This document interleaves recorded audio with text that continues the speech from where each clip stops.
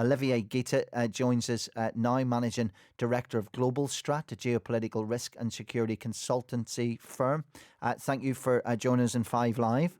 My pleasure, Colin. We've pieced together, I think, pretty much up to the second of where we are from the information coming out of the interior and from journalists like Eric who are on the ground. The absolute goal now is to keep people safe and for the military to absolutely have control of these streets. Yes, very much so. I mean, I think that the main point as well to underline is the fact that it was the last night before the lockdown. And I think it's at all not a coincidence that this happened just tonight. As you may have seen and noticed, the attack in Nice against the church happened also the day before the lockdown, and we know that terrorists can only strive on getting more people killed each time, and if we're all confined, then it's going to be difficult. So I think that in this case in Vienna, from what we can piece together, it's a very sophisticated attack. It's not a lone wolf on a whim. It's something that has been prepared for a while. If it's confirmed that we have those targets that were coming at the same time, that they were coordinated rather than they first went to the synagogue and then because the synagogue was closed, they went to 5 other places, then it means that it's the second coordinated attack in Europe after Paris, November 2015, and the third in the world after Mumbai.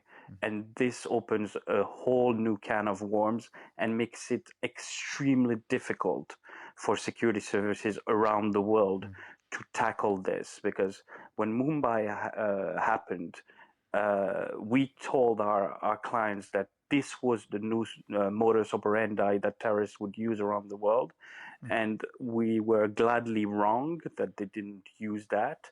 But if we see that coming tonight after Paris, then it's, as you said, for people in law enforcement, the only thing they can tell the public is to stay home because there's nothing really that they can do.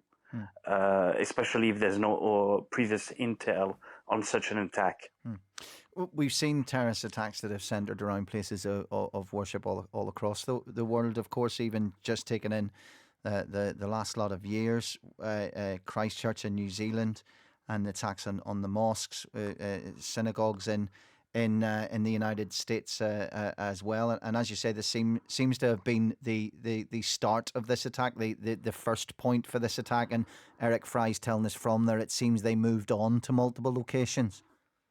Yes, but what seems odd, if let's say we're talking, I mean, we're really in the suggestive here. I mean, it's difficult to make assumptions and come with analysis at this point. But let's say there are 6 or 7 terrorists that were implicated in that. That wouldn't make sense for them, for the 7 of them, to be at the same location at the synagogue and starting to shoot. It would make more sense for them to be a little spread out in the city.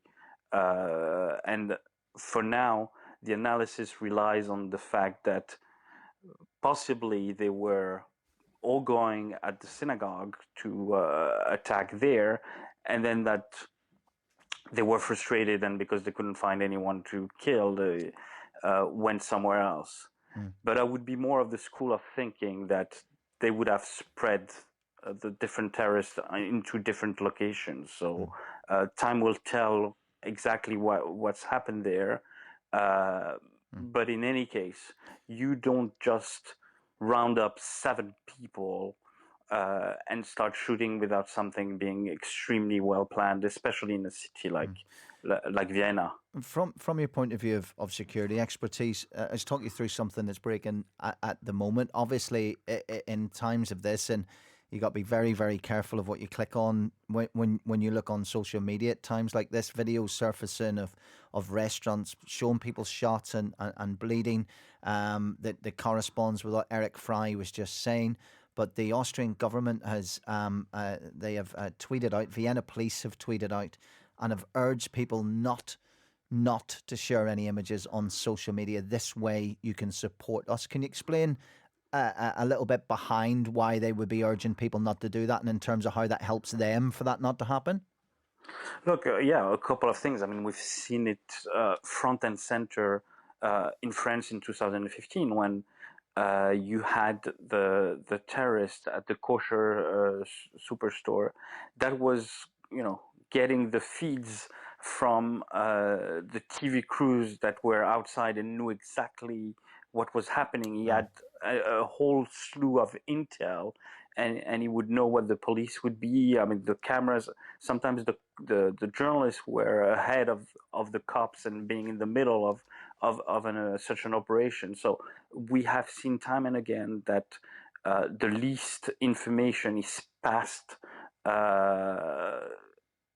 It's making people safer. In this case, not only is the propagation of information that is problematic, but also the fact that we've seen, on Twitter, plenty of images of supposedly 4 terrorists that took part in the attack tonight being rounded up and bare-chested, and so it's going, as you said, all over the place, and security services have to deal with the threat at hand, and if they have to have even more to deal with in terms of helping the terrorists by, spreading information of where this group is, or they think that they are going there, a blackout is something that the security services would love for, the next 2 or 3 hours, if you will, so they can start moving, because the as you said,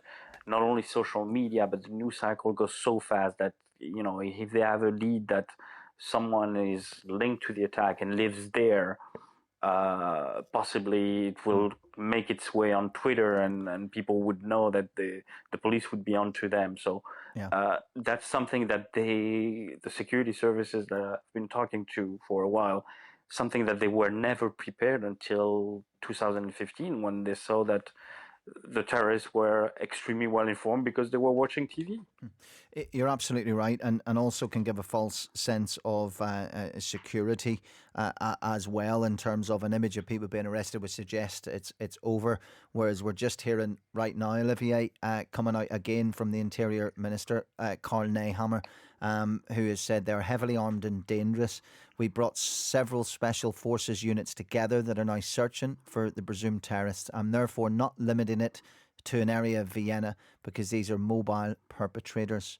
So he has urged the public to stay indoors until the all given is clear. Backing up what you were saying, Olivier, that from what you're hearing from your security expertise, is this is not a lone wolf on a whim. This is a carefully thought out terrorist operation.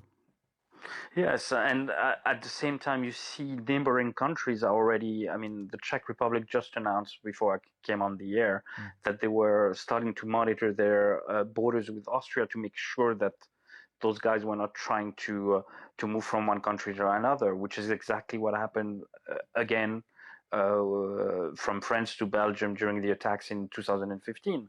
So yes, this part of the open borders is problematic as well for the Austrian authorities, to know they're really stuck in the middle of Europe with lots of different borders, and they have to, at the same time that they're going after the terrorists, is to inform the other countries what may happen, and if the terrorists are not going to cross to another countries. And that's something that both Al-Qaeda and Islamic State have for a while made clear, that they pushed their followers when they were carrying terror attacks to carry them in neighboring countries and not in the country where they live, to make sure that they would be under the radar, and that, if you live in the Czech Republic and you want to attack Vienna, then it makes a lot more sense, because then you can come back to your country and you're literally under the radar. So, as you said, yes, the issue of putting people into secure homes, but also for security services to have to deal with that slew of information, if you will, but also sharing this information live with other authorities around their own country, which is something that we don't think of. No. Olivier, thank you so much for joining us and lending You're us your welcome. expertise. I appreciate that.